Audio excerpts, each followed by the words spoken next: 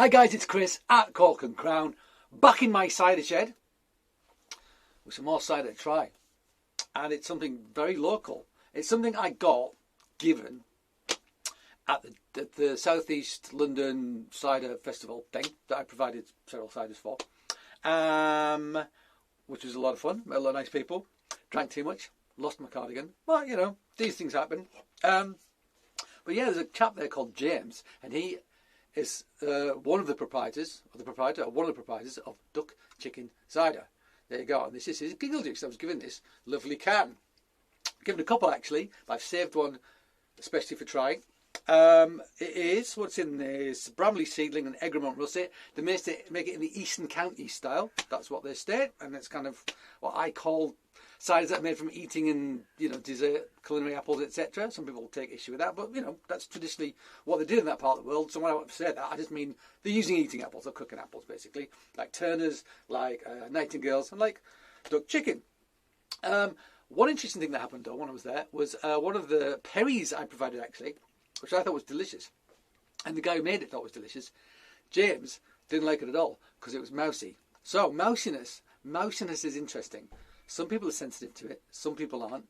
I'm not at all.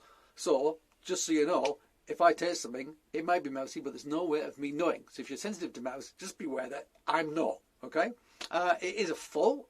I mean, not to my perceptions because I can't taste it. So I have to trust other people to tell me.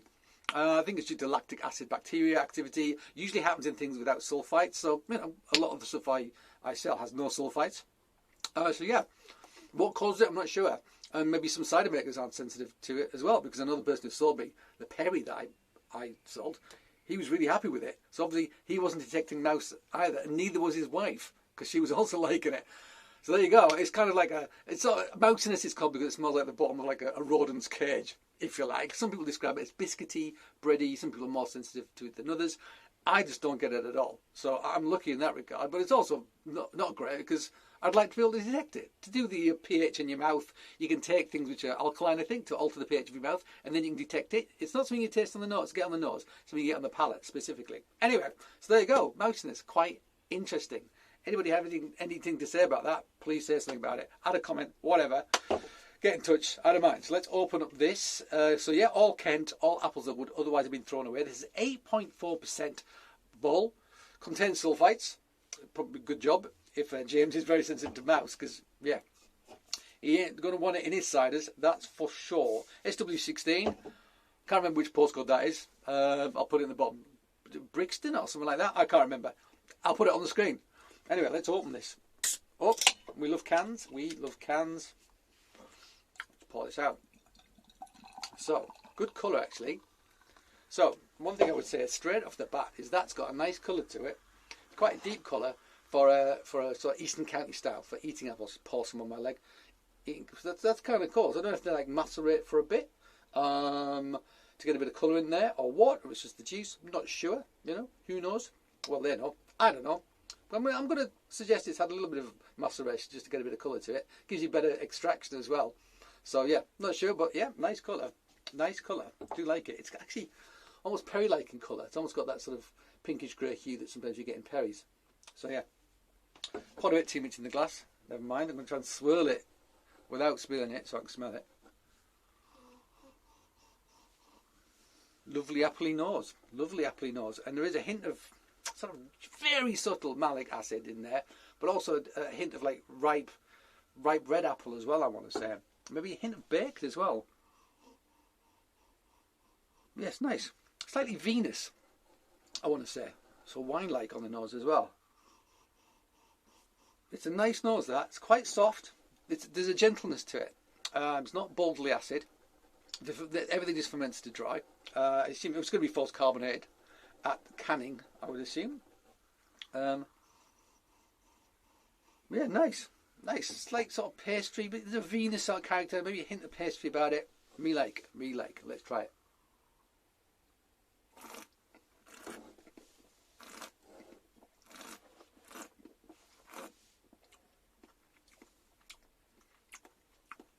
There is a hint of acidity.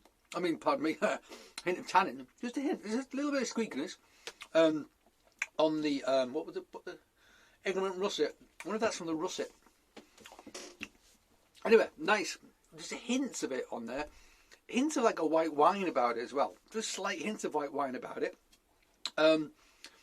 Nice acidity actually. Good minerality. For me, slightly too fizzy. I mean, the problem when you're getting things, from what I understand from people I've spoken to, I mean, everywhere's different. But basically, if you go to a canning line, it's quite hard for them to adjust their CO2, apparently. Someone who does canning told me this. It's a bit of a pain in the ass to tweak the CO2, so you tend to just get what you're given. They go, well, give it to us, we'll can it. We ain't going to do you a bespoke CO2 level, you just get what we normally do. So I guess it's maybe out of their control, but I think that's a bit too fizzy. And I think actually that's a tasty, that is a really tasty Eastern County style. It's got more depth and complexity than I'm used to. And I think that the fizz is just masking it a bit.